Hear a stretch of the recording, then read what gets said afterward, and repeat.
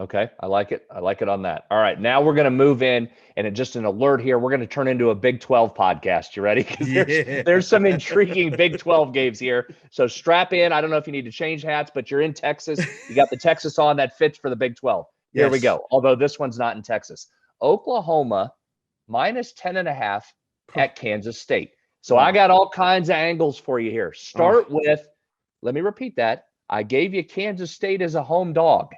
I gave you Kansas State as a home dog. Yes. I didn't listen. I'm really repeating that for myself because I didn't listen a couple weeks ago when they had Nevada, and I got get out of here with your Kansas State. Give me Nevada. Roll it in. Carson Strong. Give me Nevada. They roll. Couldn't have been more wrong. Kansas State lit them up, and they win. Yes. Now here comes Oklahoma wobbling into Manhattan. Wobbling. Crowd on them. Fan base on them. National media, everybody's on them. They're not the same Oklahoma. Listen, there were national championship expectations on this team, right? The whole offseason storyline. The defense for Oklahoma has improved a ton. That was the storyline. That might be right. They got a good defense. Yes. The offense is the one. They're mixing in some new parts on the offensive line. Their receivers, while talented, there's no CD Lamb or Marquise Brown over there. I mean, I think we forget the historic level of athlete that Oklahoma has put out in the last 5 years, the historic offensive line they brought to the table, all working together. That's not this Oklahoma team. No. But they're going into Manhattan. Manhattan does not have a quarterback. Skylar Thompson reportedly has been taking some snaps, but doesn't look like he's ready to play. Are you going to get Will Howard again? He hasn't shown that he's ready to take over this team. Jaron Lewis had to come in last week when Howard was dinged up. I don't know that they have an answer at the quarterback position. Can a one-dimensional Kansas State team, and they can run it. Deuce Vaughn's been excellent running the football, but you're going to be one-dimensional against Oklahoma with that elite defense here. 10.5 on Oklahoma, even though K-State's won the last 2 years against them. Are you laying the 10.5 with the Sooners here?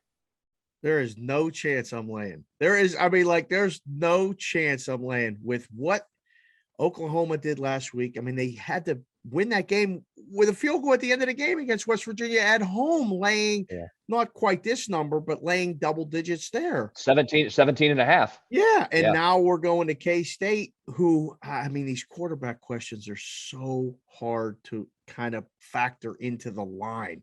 So again, when you can't really decide on a side, this screams under, and who in the hell wants to take an under in a Big 12 game? But I mean, it worked last week in West Virginia.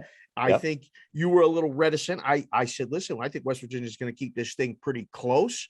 They just made a mistake at the end with that long snap. And I thought they were going to drive to go ahead and be ahead in that game at the end. They were. Yeah. And they were right there. So what I learned from that game is that, yes, Oklahoma's defense is good, but Oklahoma's offense is not. And they're going to have a get-right game. There's no question. It's all kind of working. You can see that, but they don't have maybe the roles defined or the athletes that they had. Yes, they're still Oklahoma. And I think you're going to have a lot of people fall into the trap of laying the points with this. But I think K-State is definitely, I mean, they've beaten them before, you said. So, 2 straight years. Yeah. At home and on the road, right? Yes. So, I mean, this one wouldn't be shocking if Oklahoma lost again to K-State. I don't think they will, but I definitely wouldn't lay it. I would take the points with K-State, and I can't believe I'm saying it, under in a Big 12 game. Yes, got to be the side. 52.5. But listen, I mean, I'm going to have to start bringing you around to this Big 12. It's a defense league now. It's not changed. The high-flying offense. It is a defense league, and I'll get some more numbers here for you. We're going to talk about some other Big 12 where the defense is the story. That's the deal here. Here's the question. Am I going to go against K-State again?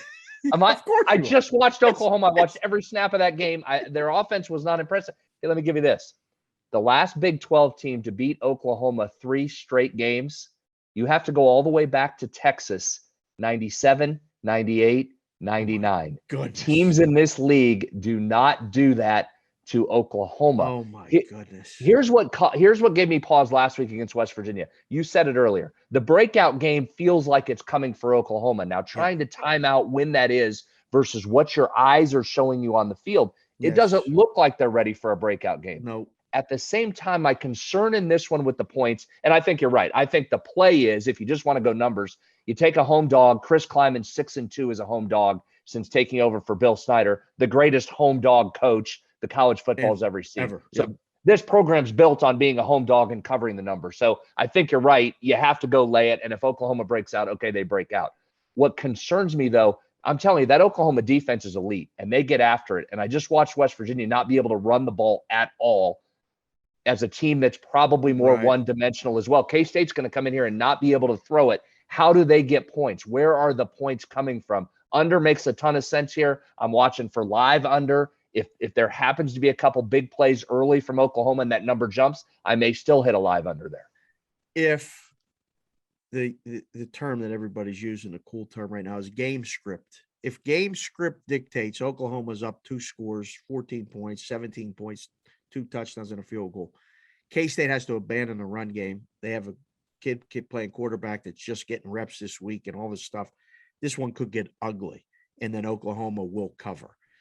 West Virginia was able to stay in the game and lead the game.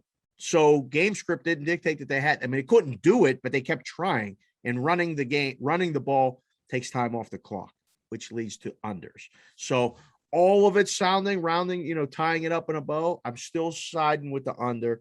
I know you're going to lay it with the chalk. I mean, that's just, listen, we took a hiatus last week and kind of switched roles. I don't really like it that much. I didn't really want to do it again. I'm taking a home dog here and seeing what happens. I think you have to. I think you're right on that. I am going to play the under. Now, listen, last week I was watching that game every play. I got a live under still at 36.5 late in that game, and that hit. So the script, you mentioned game script, it's there. Kansas State's game plan's right there. Just go look what West Virginia did. Yep. West Virginia had 3 possessions in the second half.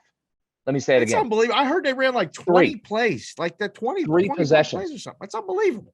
Oklahoma only had 4 possessions. Oklahoma ran 30 of its 64 plays in the final 2 possessions of that game. Unreal. So the script is there. I mean, if you can play the defense. Now, Kansas State's going to have to play defense like West Virginia did because they've got a pretty good defense. But there you go. Okay, I'm looking total on that one. I'll keep an eye on that.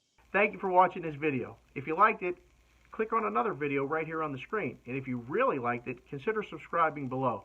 Thanks for watching. We'll see you again soon.